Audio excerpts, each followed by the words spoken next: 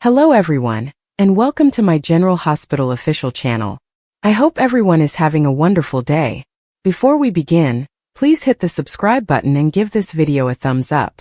The General Hospital recap for Thursday, May 15th, shows that it was Giovanni Gio Palmieri's actual birthday, while Rick Lansing's car was being stored away.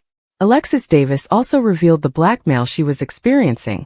So here's how Thursday's thrilling episode unfolded. Brooke Lynn Quartermaine spoke to her son, wherever he was. Harrison Chase discovered Brooke Lynn and learned that it was her son's 22nd birthday today. Brooke Lynn would do anything to meet her child, but she believed that it was up to her son to come looking for her. On Thursday's GH episode, Sonny Corinthos took Donna Corinthos to a nurse's ball rehearsal, but she had some time before and persuaded Gio to play some songs for her. Donna wanted Gio to play at her birthday celebration in September, so she asked him when his birthday was, and Gio responded June 4th. Lois Cerullo arrived in the midst of all this and appeared nervous, but she tried to remain calm among Gio, Donna, and Sonny. Donna added that Sonny had been sick, but assured that he was okay now. Lois watched Gio practice across the room and softly wished him a happy birthday, but Gio clearly could not hear her. Because parents were not permitted to see the children rehearse, Sonny ended up catching up with Gio while Donna was occupied. After downplaying his recent surgical procedure, Sonny addressed the Rocco Falconeri issue that Gio became involved in. Gio claimed it was all his responsibility, but Sonny did not blame him for what transpired. Sonny believed Gio had done his best and wanted to be his first call if he ever needed assistance. Cody Bell questioned Lulu about all of her research at a cafe, eventually convincing her to acknowledge that Brooke Lynn given birth to Dante Falconeri's baby son during high school.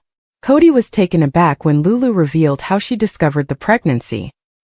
He had assumed Brooke Lynn had terminated it. Lulu was delighted that Cody had come to her side, but she was upset that Dante had been kept in the dark. Cody wanted to help and was there when Lulu received a phone call stating that the St. Ignatius Adoption Agency had closed in 1987. Lulu believed there was no way that adoption agency was used, and she assumed Brooke Lynn was lying because she knew where her kid was. Cody suspected Lulu was also aware, so she said she believed Gio was Dante and Brooke Lynn's child. Christina Corinthos Davis covered up her misstep with Dante at Lulu's house by pretending she was driving by and witnessed the automobile crash that night. Christina hugged Rocco when he returned home from school and checked in with him following his incident. After Christina left, Dante pressed Rocco to reveal all of the circumstances of what transpired on the beach. Rocco told Dante what happened, as best he could given his foggy memory. However, Rocco was emphatic about accepting responsibility for his own acts, and he did not want Dante to blame Danny Morgan or Gio for his alcohol poisoning. Dante felt that Gio should have acted as an adult, and phoned him to inform him of Rocco's intoxicated state. Rick arrived to the legal office just as Alexis was ready to depart, and he questioned where she was going in such a hurry. Rick wanted to explore prospective changes to their payment arrangement, but Alexis worried him about the risk of exposure due to all the embezzlement. Alexis promised to let bygones be bygones provided Rick dropped this now, knowing that Molly Lansing Davis would be hurt if she found out the full truth. Rick declined the offer, acting as if Ava would never accept it. Alexis thought Rick should let her handle Ava, but he stuck to his Ava alliance and recommended they go down together. Alexis advised Rick not to come whimpering to her after Ava led him to hell. At Elizabeth Baldwin's house, she asked Lucky Spencer why he was so concerned about what happened to Rick's automobile. Lucky claimed he was simply shocked that Rick was not suing half of Port Charles right now. Moments later, Lucas Jones arrived with flowers for Liz, as she began her rehabilitation. After Lucky took off, Liz confided in Lucas about her concerns about Cowboy Lucky, and how he might not be intended to settle down. Back outside the Quartermaine boathouse, Lois spoke with Chase about Brooke Lynn's boy and couldn't help but think how their lives might have been different if she had kept her child. Chase understood Lois had prioritized her daughter's best interests, and he hoped Brooke Lynn's son would try to find her. Christina emailed Lucky, hoping they might communicate, and then met up with Gio, Brooke Lynn, and Sonny for some pleasant moments. Alexis arrived at the storage facility Damian Spinelli had directed her to, flashed a false legal paper, and convinced the employee to let her into Ava's unit. Alexis noticed a fresh wet stain on the ground and understood the automobile had recently been moved. There was also an envelope with Alexis' name on it, and inside was a note asking if she was looking for anything. Alexis wadded up the note and tossed it in a fit of wrath just as Lucky arrived. After Alexis discovered Lucky knew Christina had cut the brakes and was protecting her, Lucky recognized the same was true for Alexis. Lucky questioned why Rick was lying about the automobile being taken by the insurance company after explaining how he became involved in everything. Alexis gave Lucky the message written to torment her before disclosing Ava and Rick's blackmail scheme. Lucky discovered about Ava's footage, which strongly showed Christina was guilty, and that Christina may face charges if Alexis did not continue to pay. According to General Hospital spoilers, Alexis will stay in a difficult place, so don't miss what happens next. Where is she? Bobby Jones cried on a General Hospital episode that aired May 16, 1994. She'd heard that her daughter BJ's school van had been involved in an accident, and the little girl had been injured. She needed to get to her, even if it meant shoving past Dr. Steve Hardy. However, the prognosis was not favorable. When Bobby's estranged husband, Dr. Tony Jones, examined BJ, her doom was etched on his tormented face, the tears emphasizing the obvious. His daughter's pupils were unresponsive, her brain was visible through her skull. The battle to save her was lost before it ever began. When Tony finally stepped back, unable to control his breathing, Bobby approached him. "Don't touch me," he demanded. Earlier that day, he had caught her in the arms of Damian Smith, a low-life mobster. So Tony was there for his daughter, not Bobby, and he refused to accept consolation or anything else from his wife during that dreadful moment. Later, even after Dr. Perez confirmed BJ, Bobby refused to give up despite the fact that she had no prospect of success. "The brain can recover function after severe trauma," she told me. And it was true, it could. "But in BJ's case, she's dead," Tony murmured, twisting the knife that had lodged in his chest. "Her heart is still beating," Bobby cried. "Look at her." Tony did not need to do that. Instead, he told Bobby that their daughter was a match for her critically ill cousin. "As such, I want Maxie to have BJ's heart," he stated. Bobby acted as if struck. "Oh no," she exclaimed, her voice full of terror. No, it is too soon." "It may be too late," Tony answered, "if we don't act quickly for Maxie." Bobby wasn't prepared to hear this. She couldn't hear it. She sought a second opinion. "You know what massive brain damage means," Tony informed her. "You're a nurse." "I'm a mother," she wept. As calmly as a scorned spouse could, Tony pointed out that the ventilator was the only thing keeping BJ alive. "It's buying time for a miracle," Bobby urged as she said. "There will be no miracle," he replied. "You don't realize that." She spat. "You are not God." True. However, Tony was both a smart doctor and a realistic person. It was too late to save BJ, but they could still help Maxie. Bobby wondered aloud whether this was simply his cruel way of punishing her for the clinch he had witnessed earlier. "It was not. This is not about you or me," he insisted. "It is either life or death." "BJ is dead," he added. "Maxie is dying. We don't have time to dispute this. Accept it before another young girl dies." Finally, Bobby agreed, paving the way for the heart transplant that saved Frisco and Felicia's daughter's life. The sequences are still considered among the most touching in both soap opera and television history. Brad Mall and Jacqueline Zaman received Emmy nominations, and they led to what was arguably an even more emotional moment: Tony sneaking into Maxie's surgery after the operation and listening to his little girl's heartbeat in her cousin's chest. Joe's real birthday, Rick's car gone, and Alexis admits blackmail. Gio lurched out of bed, rubbing his eyes in bewilderment, as the light had just begun to rise over the tranquil suburban area. His phone buzzed ceaselessly on the nightstand, a constant stream of notifications filling the screen. He snatched it, blinking at the influx of birthday greetings on his social media. But there was just one problem. Today was not his birthday. His actual birthday was still 3 weeks away. Confusion distorted his features as he went through the messages, each of which was a pleasant birthday greeting from friends, distant relatives, and even co-workers he hardly knew. Someone had changed his birthday online, and he had a bad feeling he knew who was behind it. Rick slammed his front door shut, keys jingling in his fist, and walked toward the driveway. His morning ritual never changed: coffee, keys, and automobile. But this morning his car was not where he had left it. The vacant area in the driveway yawned back at him, silently mocking his unbelief. He squinted, expecting the sleek black vehicle to appear out of thin air. It did not. His heart raced as he rushed to the curb, surveying the street in both directions. Nothing. His automobile was gone. Stolen. His gut churned as he reached for his phone, fingers twitching across the screen. Who would take his car? And why? Meanwhile, Alexis sat at her kitchen table, her fingers tightly gripping a steaming mug of coffee. The warmth did little to alleviate the frigid dread that had accumulated in her gut. She had spent the entire night tossing and turning, repeating the discussion in her mind over and again. The words had tumbled out before she could stop them, an admission she had vowed never to make. However, the weight of the secret had become too heavy to bear. She had blackmailed somebody, and now the truth was revealed. The person on the other end of that confession did not react as she had expected. There had been no shouting or threats, only silence. Silence is more terrible than any outburst. She laid the mug down, her hands shaking. What did she do? Gio put on a sweatshirt and stormed out of his flat, the cool morning air doing little to soothe his growing rage. He knew who had fouled up his birthday, his so-called best friend Marco. It had to be him. Nobody else would play a joke like this. But why? They had not even fought recently. Joe's steps faltered.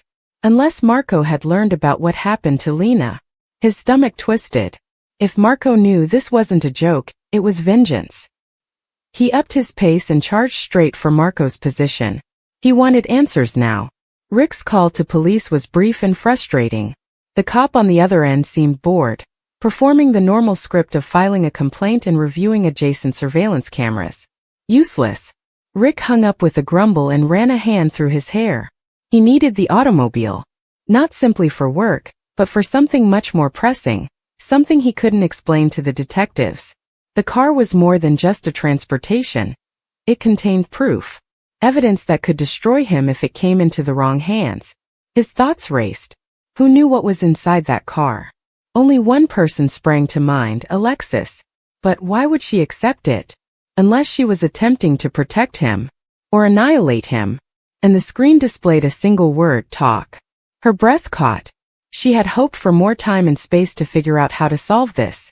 But the message was clear. There was no running now. She admitted to blackmail and now had to face the repercussions. The question was, would the person she blackmailed retaliate? Was this the start of something worse? She had assumed she was in control, but now she saw how mistaken she had been. Blackmail was a two-edged weapon, and she was bleeding from the cut. Gio knocked on Marco's door, his knuckles throbbing from the effort. When the door eventually opened, Marco stood there, bleary-eyed and uncertain. What the hell, dude?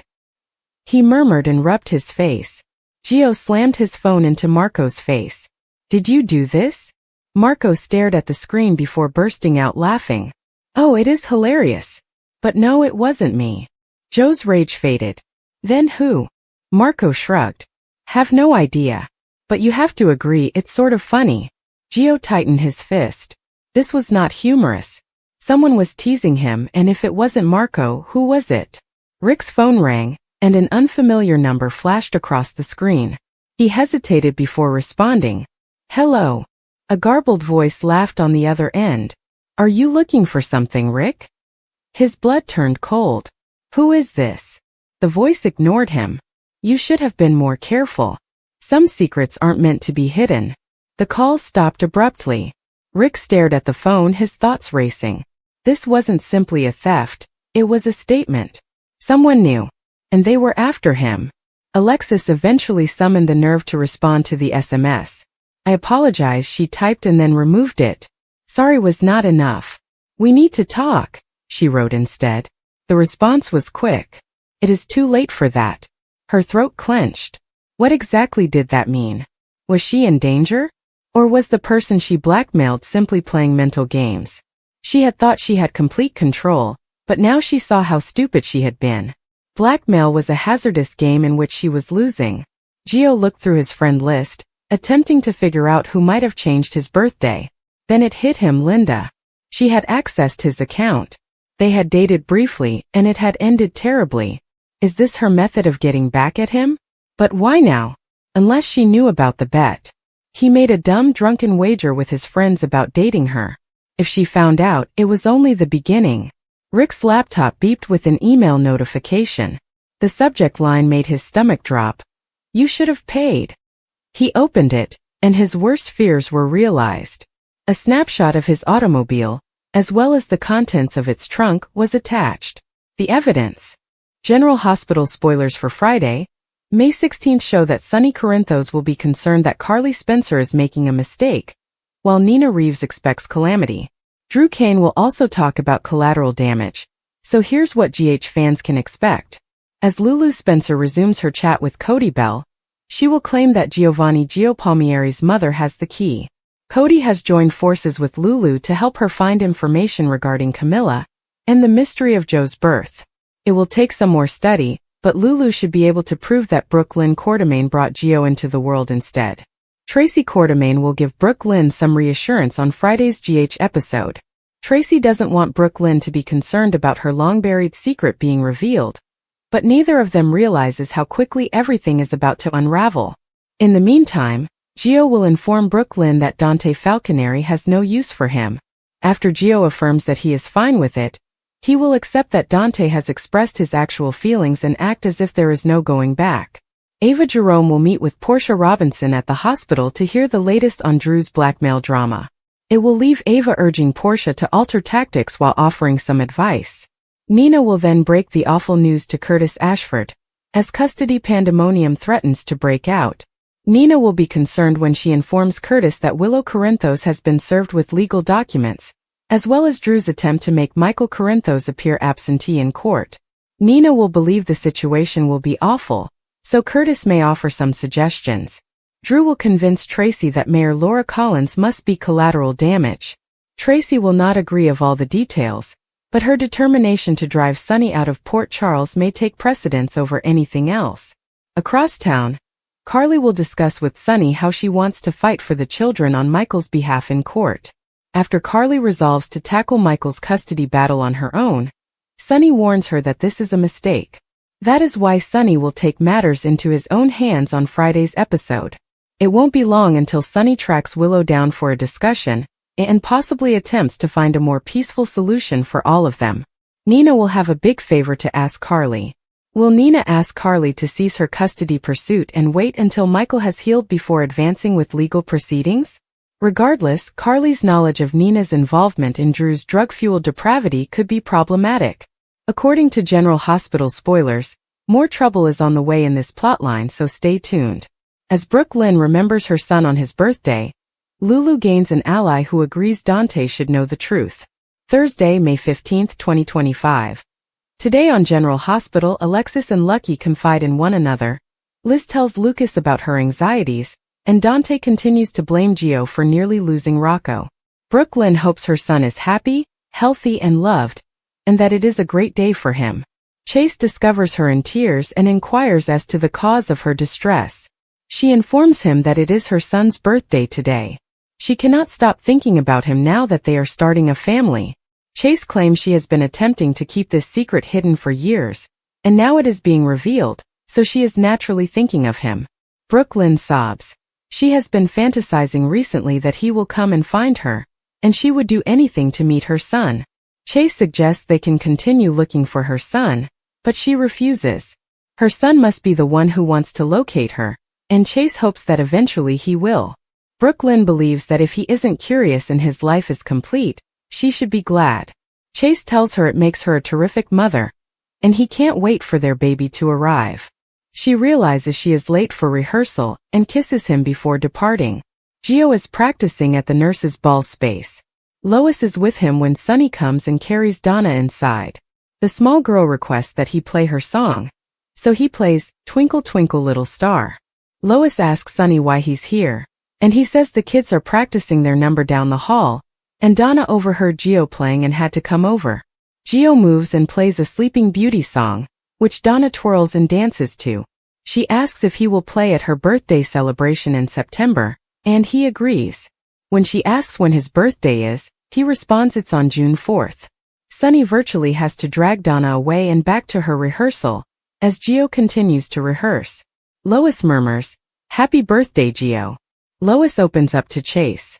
Lois goes to the boathouse docks and runs into Chase. He claims she just missed Brooklyn and believes she came here for the same reason her daughter did. It is her grandson's birthday. They settle down to talk, and Lois mentions how difficult it was for Brooklyn to go through labor and then give the child up. She was really proud of her strength. Chase believes not every mother would have handled it the same way she did, and Brooklyn told him she felt protected and loved because of her mother. Lois understands that concealing this from Dante will be extremely difficult for Chase to bear. He admits it's difficult, but it's not his secret to share. Lois wonders if she made a mistake by not persuading Brooklyn to keep the baby. He claims she did her best and Brooklyn was so little. He advises her to focus on the present moment, and that wherever Brooklyn's son is, he has a loving family because of her.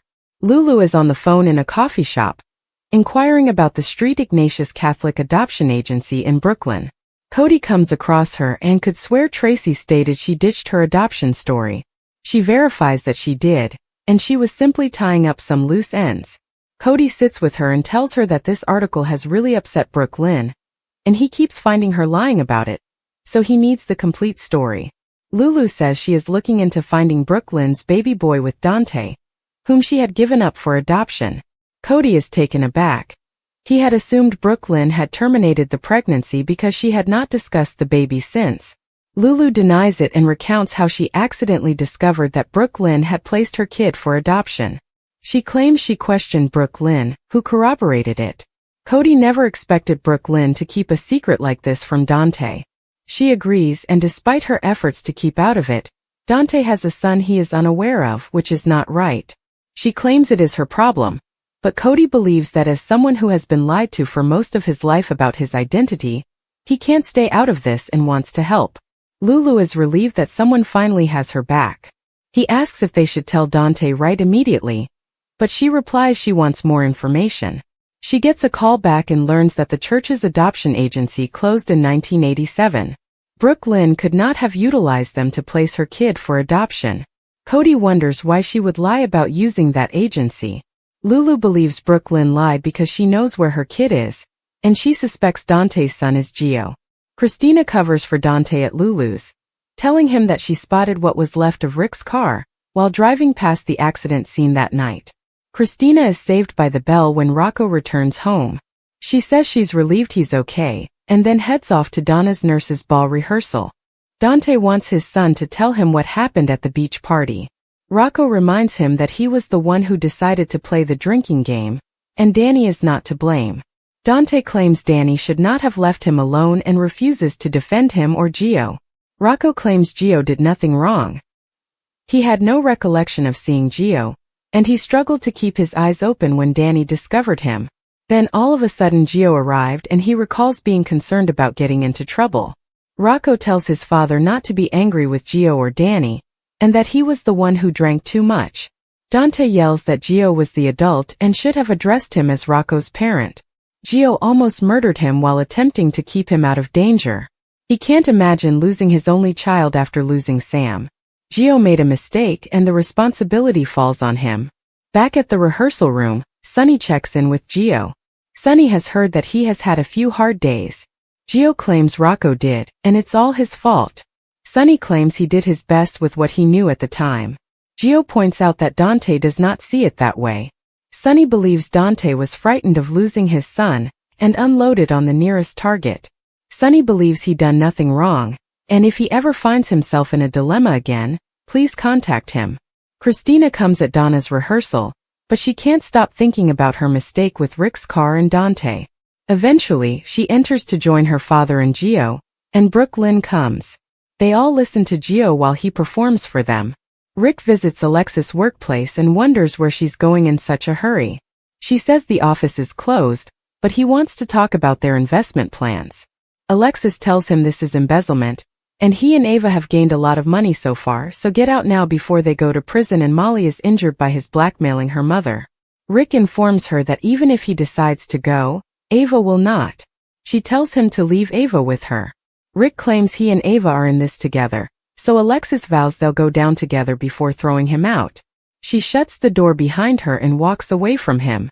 Liz asks Lucky why he cares about Rick's destroyed automobile. He claims he is only concerned because he does not want her to get involved in lawsuits. Lucas stops by bearing flowers to see Liz. He adds if it's a horrible moment he can return. Lucky says he has an errand to run, so now is a good time for him to visit. Lucky leaves and Lucas apologizes for interrupting things. She claims he did not stop anything while she was telling Lucky about Rick's new car. Lucas replies that sounds very domestic, and given that they are living together the temperature must be growing between them, right? She admits it is, and it's both incredible and terrifying. Liz claims she adores Lucky and can't remember ever not loving him. They've always had a strong bond since they met. They've been through a lot together, and she wants to believe they can make it work this time. Lucas wonders if she doesn't believe it will work. Liz says Lucky is the type of person that usually leaves and a part of him loves to be out and about. She is the contrary and prefers to be settled. Lucas claims Lucky may have changed over the years, but Liz is not convinced. Her greatest concern is that Lucky will attempt to stay for her but ultimately fail.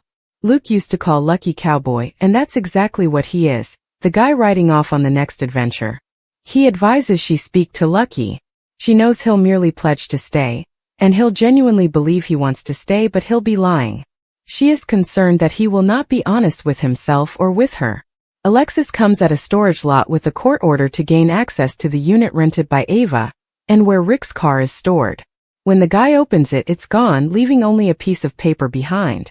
Lucky comes and sees Alexis enraged and throwing the crumpled paper on the ground. She questions why he's here. He claims that he found Rick's automobile here after it was meant to be burned, for the same reason she did. He knows Christina cut the brake lines. Lucky explains that he has known her since the night of the accident, and tells her what happened. He questions why Rick is lying about the insurance company removing the car. He has done everything he can to protect Christina, including lying to Liz about it, therefore he deserves the truth. Alexis shows him the paper she discovered in the apartment. It says, "Looking for something?" She claims Ava and Rick left it for her, and are blackmailing her since they know Christina cut the brakes. They'll tell Molly if she stops paying them, and Christina will face attempted murder charges. On the next General Hospital, Lulu informs Cody that Joe's mother holds the key. Gio tells Brooklyn, "He has no use for me, and I'm fine with that." Ava proposes that Portia alter tactics. Nina warns Curtis that this is going to end in tragedy. Drew informs Tracy that Laura Collins will be collateral damage. Carly tells Sunny that she is handling the situation alone. He assures her it's a mistake.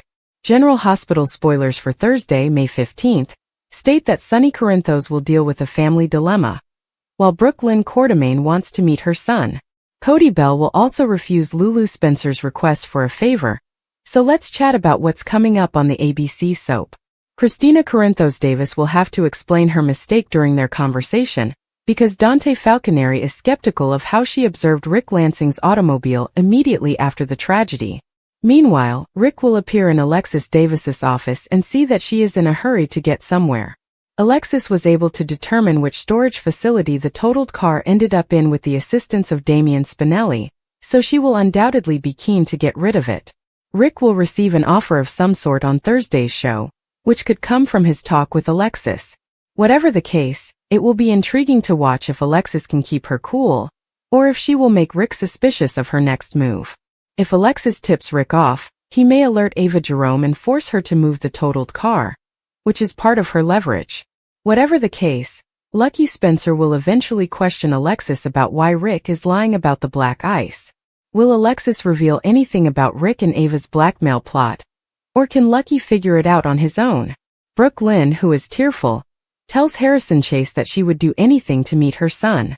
Brooke Lynn does not want to interrupt her adult child's life, but there is a gap in her heart that has never been filled. Brooke Lynn doesn't realize it, but she knows her kid rather well. Giovanni Gio Palmieri lives in the same house as Brooke Lynn, but she won't know his true parents for the time being. Donna Corinthos will then make a specific request of Gio, who assures her that he will be honored. Gio had already planned to play the violin in Chase and Anna Devane's tango performance, but Donna may also ask him to appear in her own nurse's ball show. Donnie may end up shrieking in pleasure at Joe's good news. Gio will eventually share a private moment with Sunny and utilize him as a confidant. That will allow Gio to relate his account of what happened with Rocco Falconeri, as well as how disappointed he has been with Dante's reply. Gio may eventually apologize if this is unusual for Sunny, as Dante is his son.